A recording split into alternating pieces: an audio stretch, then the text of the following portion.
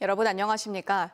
태안반도 난도는 괭이갈매기의 천국으로 알려져 있는데요. 최근 바로 옆 궁시도에도 수만 마리가 찾아와서 장관을 이루고 있습니다. 하지만 괭이갈매기들이 낳은 알을 누군가 몰래 대량으로 훔쳐간 사실이 확인됐습니다. 최은호 기자입니다. 태안 신진항에서 배를 타고 1시간, 궁시도에 괭이갈매기들이 새롭게 터전을 잡았습니다. 인근 선 난도에 너무 많이 몰리게 되자 산란기를 맞은 괭이갈매기들이 궁시도에 2만 쌍, 4만여 마리가 찾은 겁니다. 보통 5월 초 알을 낳고 2, 3주 지난 지금쯤 부화가 시작돼야 하지만 어찌된 일인지 곳곳에 빈둥지가 눈에 띕니다. 얼마 전 누군가 이곳에 침입해 갈매기 알을 불법으로 채집해갔기 때문입니다. 지금쯤이면 이처럼 새끼들이 알을 깨고 나와야 하는데 지금 대부분 둥지들에는 알이 부화되지 못한 채 그대로 남아 있습니다. 알이 사라지자 괭이갈매기들이 재차 산란을 시도한 건데 현재 남아있는 알마저 사라진다면 개체수가 급감할 가능성이 있습니다. 에너지가 충분히 있을 때는 알을 가져가도 다시 번식을 시도하는데 이번에 또 이 알을 주워가게 된다면 그때는 아마 번식을 포기하고 그냥 그 애는 번식을 안 하는 것으로. 지난 2019년에는 난도에 무단 침입해 괭이갈매기 알 1,600개를 불법 채집한 일당 5명이 입건되기도 했습니다. 갈매기 알이 몸에 좋다는 확인되지 않은 소문이 퍼지면서 훔쳐가는 건데 엄연한 불법 행위입니다. 새끼들이 잘 먹지 못하고 그 둥지를 떠나게 될 가능성이 높고 이 경우에는 이제 둥지를 떠날 때 사망률들이 굉장히 높아질 수 있는 가능성이 있습니다. 해경은 괭이갈매기 불법 채집 행위가 적발되면 2년 이하 징역 등에 처해진다며 경고하고 산란기인 이달 말까지 단속을 강화하기로 했습니다. TJB 최현우입니다. 충남 내륙에서 서울로 가는 KTX, 이른바 서해선 고속철이 생기지만 예산에만 서지 않아 논란인 가운데 지역구인 홍문표 의원이 곤혹스러운 상황에 몰렸습니다. 홍 의원이 같은 지역구인 홍성군을 의식해서 예산 지역 역사 신설에 소극적이라는 주장인데요. 최근 국민의힘 당대표 선거에 당당히 본선 진출한 홍 의원, 억울하다는 입장입니다. 강지령 기자입니다. 예산군의회 한 의원의 5분 발언.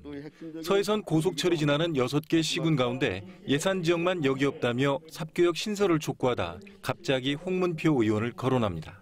본 의원은 예산군과 지역 국회의원이 미온적인 태도를 문제 삼지 않을 수 없습니다. 정환진 의원은 자신의 발언이 대다수 예산 군민의 뜻이라며 사선의 중진인 홍 의원이 적극 나섰다면 이렇게 10년을 끌지 않았을 거라고 말합니다.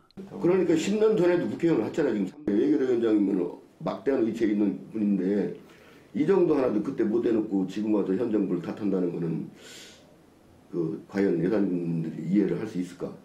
또 최근 국민의힘 지역사무소 앞 집회에서는 예산 군민이 농락당하고 있다는 원색적인 비난도 나왔습니다.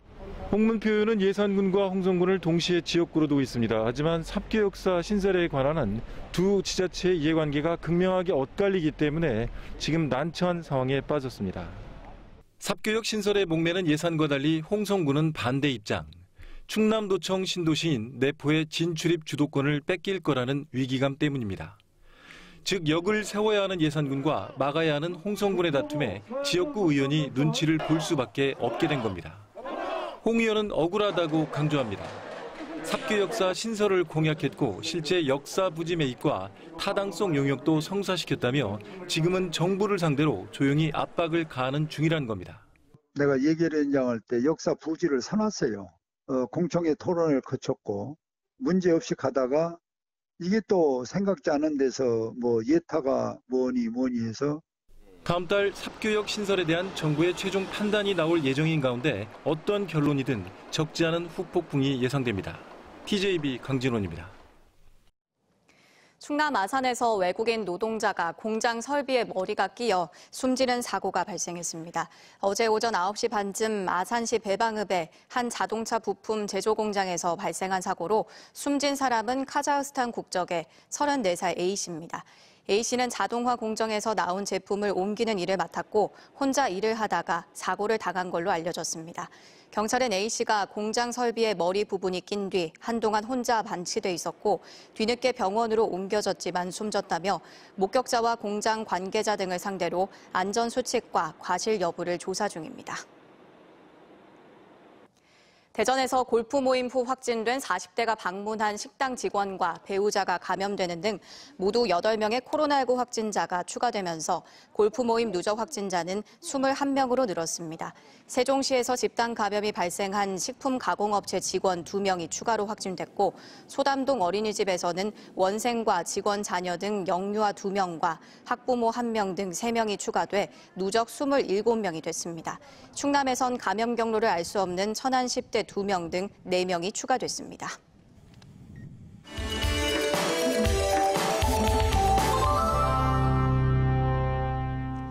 최근 코로나19 사태가 심각한 인도에서 치사율이 50%에 달하는 털 곰팡이증 환자가 급증하고 있습니다.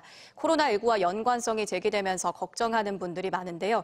이번 주 닥터 리포트에서 자세히 알려드립니다. 이중선 객원의학 전문 기자입니다. 코로나19로 인한 사망자가 30만 명을 넘어선 인도에서 최근 검은 곰팡이균 환자가 속출하고 있습니다. 현재까지 7,200여 명이 감염됐고 219명이 숨진 것으로 알려졌습니다. 흔히 검은 곰팡이로 불리는 털 곰팡이는 흙이나 썩은 과일 등에서 흔히 볼 수 있지만 감염 사례는 매우 희귀합니다. 보통 비강에서 시작해 곰팡이균이 눈으로 이동한 뒤 폐와 뇌까지 전이되면 사망할 수도 있는데 치사율이 50%에 달합니다. 특히 최근 인도에선 코로나19 감염자나 음성 판정 후 회복 중인 이들을 중심으로 감염자가 급증하고 있습니다. 코로나19 치료 과정에서 염증 방지를 위해 스테로이드를 복용한 환자의 면역력이 떨어지면서 털 곰팡이증 감염 확산을 일으킨 것으로 추정됩니다. 스테로이드를 장기적으로 사용하는 환자 또는 암이 있어서 면역이 떨어져 있는 환자라든지 다른 기타 장기 이식 받은 환자 이런 사람들한테서 잘 생기게 되는데 털 곰팡이균은 감염되면 코피가 나고 눈 부위가 붓거나 피부가 검게 변하는 등 증상이 나타날 수 있습니다. 하지만 조기에 발견해 항진균제를 맞으면 치료가 가능합니다. 아울러 사람과 직접 접촉으로 전염되지 않고 털 곰팡이에 노출되더라도 면역력이 강한 사람은 감염 확률이 매우 낮아 과도한 공포를 가질 필요는 없습니다.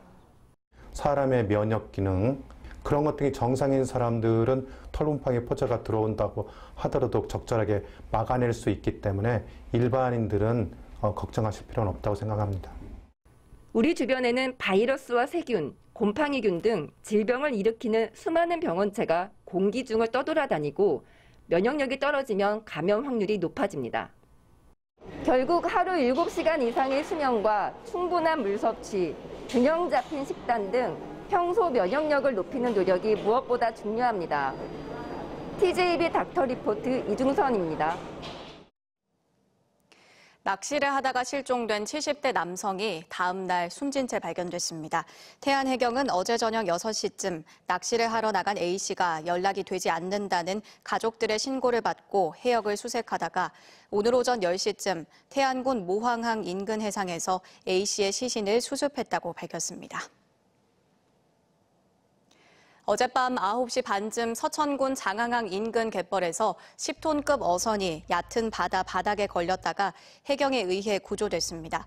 보령해경은 승선원 5명 모두 민간 구조선 도움으로 육상으로 안전하게 이동했으며 크레인 등 중장비를 동원해 안전한 곳으로 옮겼다고 밝혔습니다. 산림청은 60년대 해외 유망 수종을 도입해 육성한 시험 연구숲으로 보전 연구 가치가 뛰어난 대전 리기테다 소나무숲 등 국유림 명품숲 5곳을 새로 선정했습니다. 선정 대상은 대전시 유성구 계산동 리기테다 소나무 우량숲, 경기 양평군의 잣나무숲, 강원 평창군의 방황산 생태숲, 경남 창원시 편백숲, 전남 장성군 충령산 편백숲 등 5개소입니다.